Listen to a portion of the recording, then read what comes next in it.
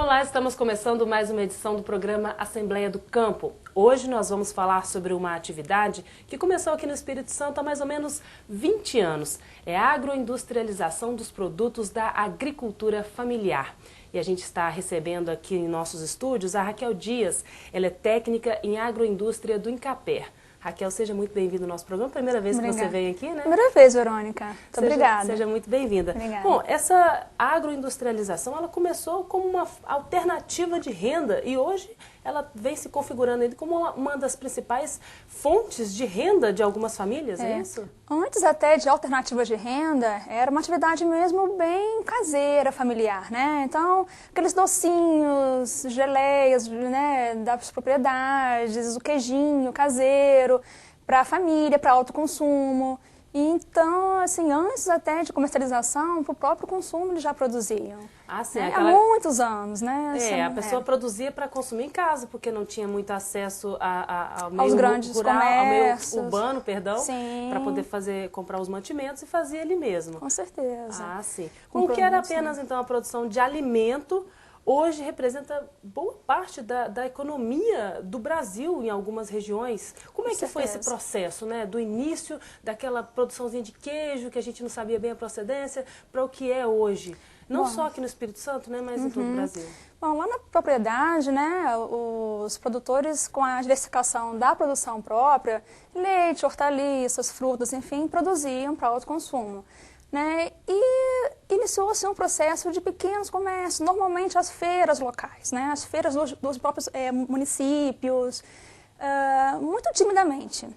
Né? Então, com o tempo, os consumidores das áreas urbanas dos municípios começaram a procurar esses produtos localmente. Né? E com o passar dos anos, o advento do turismo, outros consumidores também chegavam nos municípios, a procura foi crescendo e o negócio foi se aperfeiçoando, né? Pelo menos de grande parte dos nossos produtores hoje, né, que trabalham nesse segmento. Mas houve um grande trabalho para que se chegasse ao que é hoje. É lógico que a gente tem um grande caminho pela frente ainda, mas teve um grande trabalho de fomento dessa atividade aqui no estado. Olha, inicialmente, o Incaper, por meio das extensionistas rurais, que a gente chama, né, das economistas domésticas, tiveram muito trabalho nesse início, assim, de como transformar aquele pouquinho da geleia numa quantidade um pouco maior, como fazer com os cuidados de higiene e tudo mais, um processo daquele início de 15, 20 anos atrás, né? Então, o Incaper teve muita participação nesse processo. Só que, normalmente, junto com o conhecimento que esses produtores já traziam, tá? Com o conhecimento cultural que eles já trouxeram, das heranças lá das avós, enfim. Então, tem a cultura do próprio produtor, do próprio agricultor familiar, junto com, logicamente, com auxílio técnico na época do Incaper. Hoje são várias instituições aí que participam do processo. Engraçado que a agroindustrialização dos produtos, ela começou, às vezes, como forma da pessoa aproveitar também o que sobrava na propriedade dele, né? Alguma fruta que produzia mais, para não estragar, às vezes já era o fim de temporada daquela fruta. Sim, isso aí é válido, como eu falei, quando eram para um alto consumo, pequenas quantidades de produção bem caseira, assim, no fogão de casa, né, que teria um consumo rápido. Então, assim, hoje o contexto de agroindustrialização já é outro. Precisa ter cuidado com a matéria-prima produzida, então não é mais o que sobra da propriedade. As propriedades já produzem especificamente para a agroindústria delas, né? Aquelas que já estão um pouquinho mais à frente, né? Que já estão mais consolidadas. Então, hoje em dia não tem essa, sobrou um pouquinho do leite da produção, vamos fazer um queijinho para vender, não. Então, a história hoje é um pouco diferente. Eles já produzem a matéria-prima pensando na agroindústria. Não é mais um produto caseiro para consumo da família. É um produto agroindustrializado, que apesar de pequena escala, de processos ainda, né, em parte até artesanal, né, a gente não pode se deixar de ter a preocupação, né, que a gente vai produzir para colocar no mercado, onde nem sempre o consumidor vai ter contato com a sua residência, com a sua família, então a gente tem que se preocupar no que vai colocar para o consumidor. Né? São questões, inclusive, de saúde pública. Né? A gente tem que se preocupar com isso e eles têm se preocupado com isso. Tem se preocupado com isso, né? Bom, o Espírito Santo ele é considerado pioneiro nesse tipo de produção. É isso ou essa história não é bem verdadeira? Pioneiro, talvez no Sudeste, né, junto com os estados do Sul do país, Santa Catarina, principalmente, Paraná, que tem uma colonização, assim, bem semelhante à nossa, alemã, italiana. Então, aqui no Sudeste, eu garanto que sim, mas foi um processo em paralelo, digamos assim, né, conjunto com algumas regiões do sul do país também, especialmente Santa Catarina. Bom, a gente estava falando que esse processo de agroindustrialização começou aqui no Espírito Santo há mais ou menos 20 anos, né? No início é aquela coisa bem em casa mesmo, Sim. Depois começaram a vir o que dava uma certa renda, começaram a produzir, só que sem acompanhamento. Hoje, como é que é feito o acompanhamento dessas famílias? Assim, há uma diferença muito grande de um período para o outro, né? Se antes dava aquela assistência básica, hoje já é um pouquinho diferente, né? Apesar de já ter 20 anos, Verônica, assim, a coisa foi crescendo, né? Não foi aparecer logo a industrialização, não foi isso. Foi um processo que foi surgindo. A gente tem um efeito maior desse crescimento, até rápido, de 5 anos para cá. Então, a gente pode dizer que de 10 já aumentou um pouquinho, de 5 anos para cá, realmente essa atividade cresceu exponencialmente aqui no estado e em todo o país de alguma forma também. Então, assim, como no início a gente falava, eu até falei antes, né, que as economistas domésticos, que eram da extensão rural, do Incapé, tiveram uma participação muito intensa e positiva naquele início. Hoje tem uma outra gama de instituições e de profissionais envolvidos, né? Como a coisa foi se agroindustrializando, digamos assim, então nós temos profissionais que participam do processo hoje, médicos veterinários, né, que cuidam da parte de orientação da inspeção, da fiscalização, sempre com intuito também orientativo, os engenheiros de alimentos, as nutricionistas, né? E, enfim, uma série de profissionais. Aí tem os engenheiros, os arquitetos para auxiliar nos projetos das plantas, porque antes era em casa. Agora a gente já tem que fazer uma estrutura, né, um pequeno estabelecimento. Então, entram assim, vários profissionais dentro desse contexto. Né? Então, nós temos profissionais no Estado, né? Vamos colocar o Incapé, o IDAF, Vigilância Sanitária Estadual, a DERES, né? Temos os parceiros do Sistema S, por exemplo, o SEBRAE, o SENAR, que é um parceiro importantíssimo nesse contexto, né? As prefeituras municipais, né? As que estão já assim, um pouco mais avançadas na atividade, tem equipes contratadas, tem as nutricionistas da prefeitura, os veterinários, né? As economistas domésticas, que ainda têm papel muito importante também nesse processo. Então, é uma gama de profissionais de várias instituições, tanto do Estado como das prefeituras, iniciativas privadas também, né? Muitos consultores, enfim. É a coisa assim, a gente está se organizando também, porque como eu te falei, de 5 anos foi boom, né? Então está havendo uma adaptação, tanto da parte dos produtores em busca de informação, como também uma reestruturação das equipes técnicas para atender a demanda que tem surgido. É uma demanda que tem surgido de outras regiões, não só dessa região serrana, que é a mais aclamada aí como O processo realmente iniciou. Venda Nova do Imigrante foi município pioneiro, né? Não temos dúvida disso, o histórico de Venda Nova, né? Juntamente com o agroturismo da região, que também favoreceu, né, esse crescimento da agroindústria lá. Mas só que esse eixo, né, central serrano da agroindústria, assim, já não temos mais, né? Nós temos, assim, praticamente as 4 macro-regiões do estado, né, Noroeste, Nordeste, Sul, Caparaó e Centro-Serrana, a mesma quantidade de estabelecimentos, né? Então, na faixa de 250 agroindústrias por região. A média está bem próxima, né? Sendo assim, logicamente, alguns tem mais municípios, algumas regiões que outros, então a média por município varia. Né?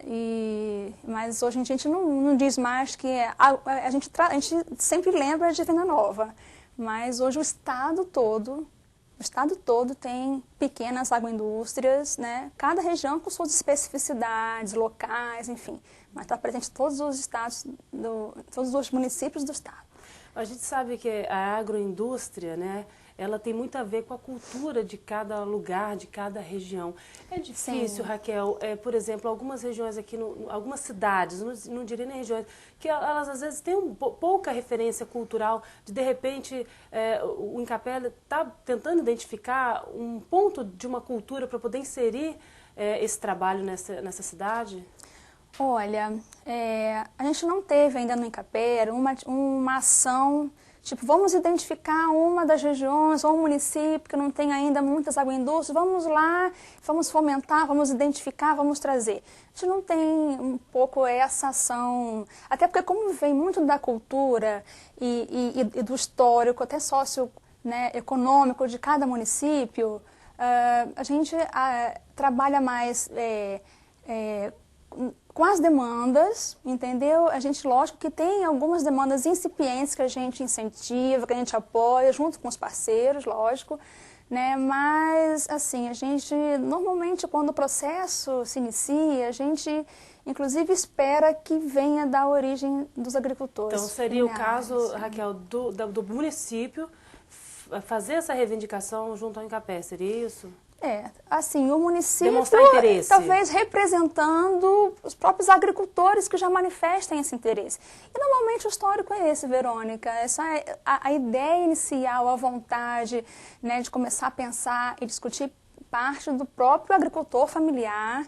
E aí, a partir disso, ele quase que imediatamente, o órgão que ele primeiro procura é o Incapé, né? Se no município desse agricultor, o colega do Incapé, não tiver ainda assim muita especificidade na área, ele vai procurar a coordenação aqui em Vitória, vai procurar outros municípios onde tenham colegas que já estão trabalhando, né? Mas normalmente as iniciativas partem dos agricultores familiares e daí a gente vai tanto em Incapé, aí eu volto a repetir porque isso é importante, né?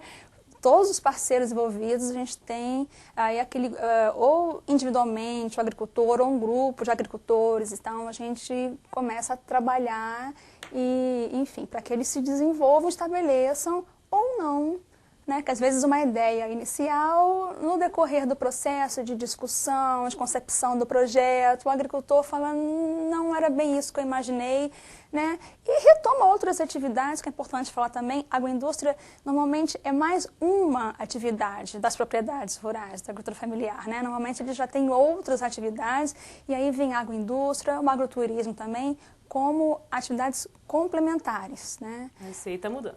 Não, está mudando até porque alguns passam a ser a principal atividade, que é justamente esses 5 anos para cá que a gente tem visto essa mudança no comportamento das atividades, dos pequenos empreendimentos se transformando, né? Ok, Raquel, esse primeiro bloco chegou ao final e você que está em casa não saia daí. O Assembleia do Campo volta já.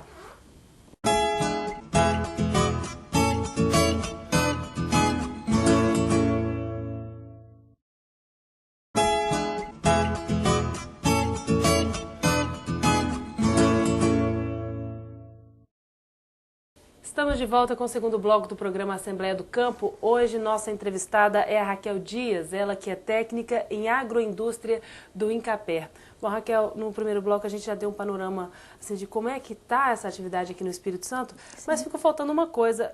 Hoje a gente tem mais ou menos 1.020 unidades que estão produzindo a agroindústria, né? Mas todas essas unidades elas já estão regulamentadas direitinho? Não.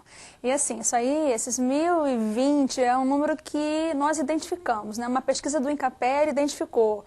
E por isso que eu falo assim, desse crescimento, até porque a gente desde 2005 faz um acompanhamento e assim, em 2005, 240 identificações nós fizemos, 2007, 304, 2008, 2009, 848, 2011, 1.020, então, né, então assim, podem ter mais, a gente acredita que esse número seja maior ainda, porque isso foi o que nós identificamos, né, junto ao nosso público beneficiário.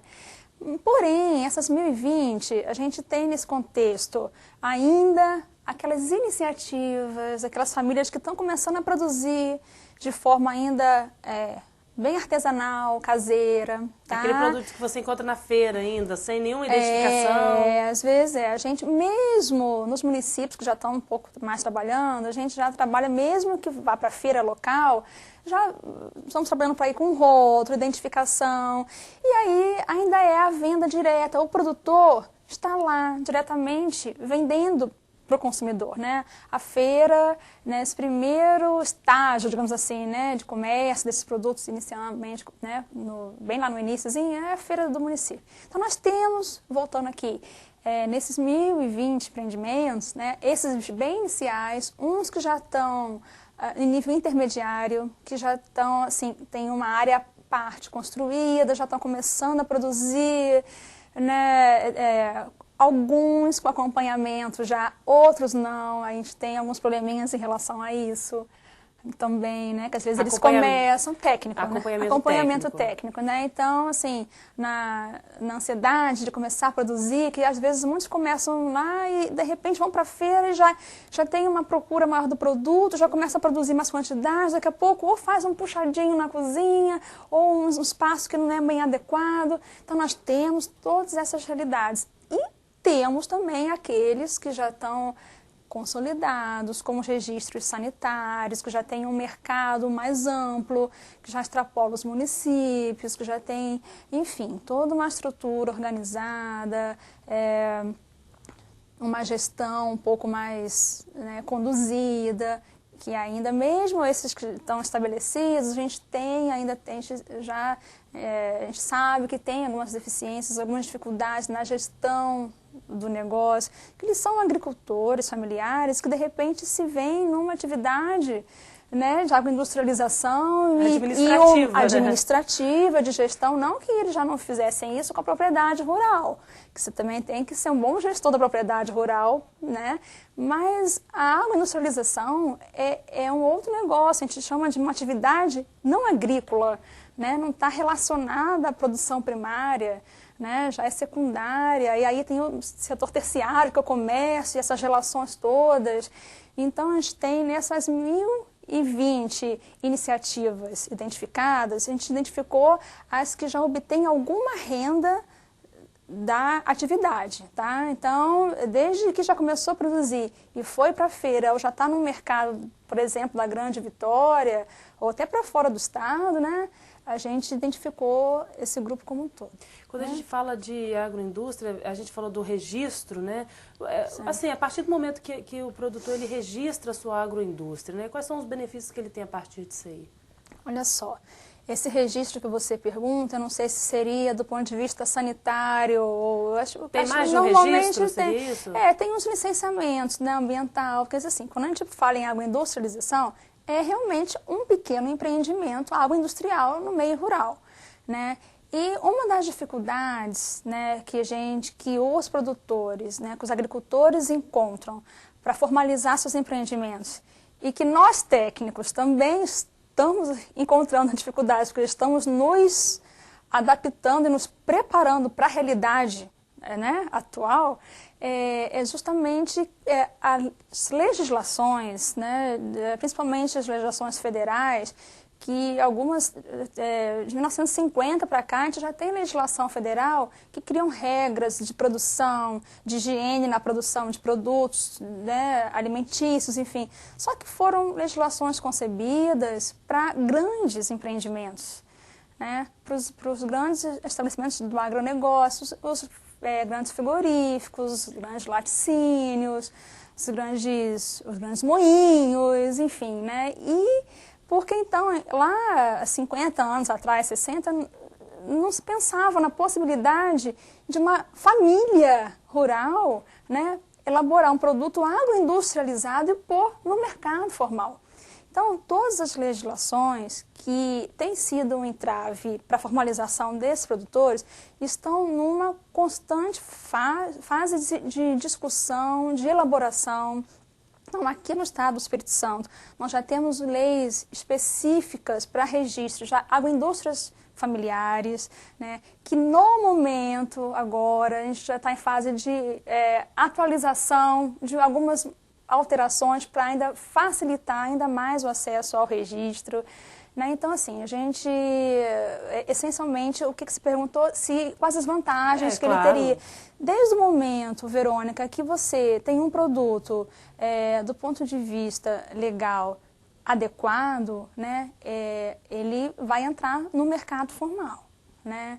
Então, o que a gente chama de mercado formal é justamente quando você adentra com os produtos formalizados, do ponto de vista sanitário, tributário, entendeu? Tem toda a questão previdenciária que é delicada para as famílias da agricultura familiar, tem algumas particularidades, né? E, então, assim, o sanitário era visto como um dos principais entraves, isso tem sido resolvido em termos de documentos, de legislação, né? O que não quer dizer que o que está tentando se resolver na legislação vai chegar de fato, em quanto tempo vai conseguir chegar de fato aquele agricultor para ele formalizar, para ele registrar seu produto, né? Mas estamos caminhando, né? Estamos todos nesse processo de aprendizado aí, né? E fora isso, como eu falei, tem a licença ambiental, mas que hoje está simplificado, tem leis específicas também para esse tipo de empreendimento. É um processo bem simplificado, tanto nos municípios como no estado. Alguns produtos, eles demandam mais cuidado com o meio ambiente, com a produção de cachaça, por exemplo. Sim, dependendo do resíduo, exatamente. Dentro dos resíduos, você tem os critérios, né? Tem uns com muito pouco resíduos, né? Outros, né? Então, os produtos que, por exemplo, né? Que trabalham, você citou aí a cachaça, tem o vinhoto, né? Como de resíduo e tal, tem que se cuidar. Outros nem tanto, já que você produz panificados, por exemplo, e massas, né, você já não tem. Mas, de forma geral, assim, a licença ambiental tem sido um processo muito tranquilo também. Já existem leis específicas para a agroindústria familiar, tanto no estado como uma lei federal também que facilita isso.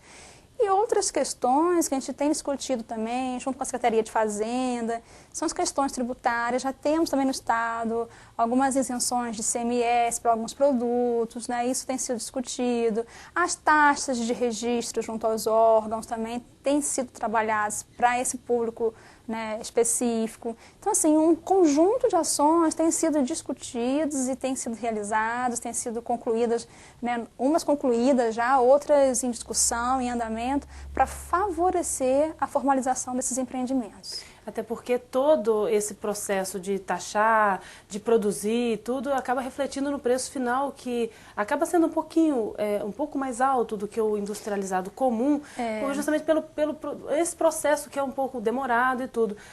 Essa questão da taxação dos produtos, talvez não seria justo taxar da mesma forma como é taxado a indústria comum, porque a produção é bem menor comparada aí.